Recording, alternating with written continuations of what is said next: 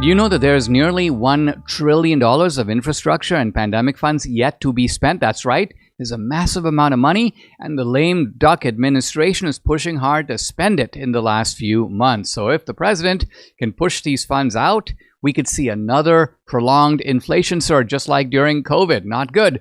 I'm sure you remember the terrible effects that high prices had on most Americans. But you know, there's hope.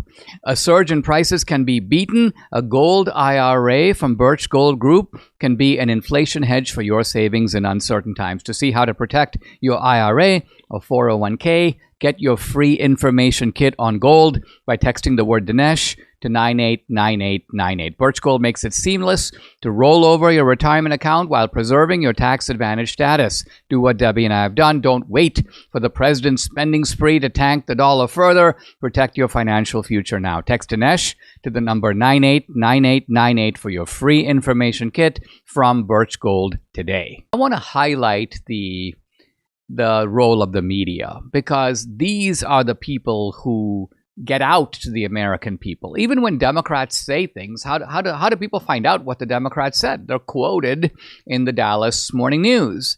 They're quoted in the Sacramento Bee. They're shown on CNN. That's how people find out. So there's a sort of collaboration between the Democrats and the media. Those two groups seem to work almost like the two sides of a scissors. So both deserve a great deal of blame, and both are promulgating the same message, and both are obviously trying to get Kamala Harris across the finish line. But the media is particularly cunning, because every time they come into the spotlight, they try to come up with something clever to divert attention from themselves. And one of their clever rhetorical stratagems for now is, let's tone down the rhetoric. Let's tone down the rhetoric. And my point is, let's. Who's the let's? What rhetoric have we been doing that has been poisoning people's minds in the same way against you? There haven't been any assassination attempts of leading Democrats that I'm aware of. No one's taken an attempt at Kamala Harris or Joe Biden or Chuck Schumer or Pelosi. The only names I can think of are people like Steve Scalise. Rand Paul gets assaulted, 2 assassination attempts on Trump. So this great generic, let's tone down the rhetoric doesn't really work. The poisonous rhetoric has been coming from you. So imagine, by the way, if someone on the right, 2 people on the right, had tried to do this to Kamala Harris or to Obama or to Biden. Would the press be saying, let's tone down the rhetoric? No, they would be saying, MAGA is responsible. The right is to blame. We need to demonize these people. We need to censor them. We need to ostracize them. We need to call them out wherever we see them.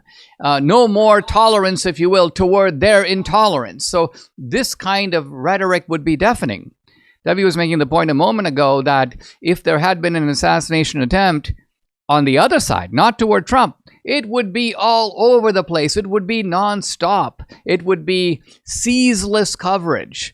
The intended victim would be on The View, would be on Good Morning America, on Face the Nation. How did it make you feel? What actually happened? Multiple articles about the would-be perpetrator, about the would-be perpetrators' associations. Who are they connected with? Let's look at their social media. All of this. But now the attempt is in the opposite direction. How do we make this go away?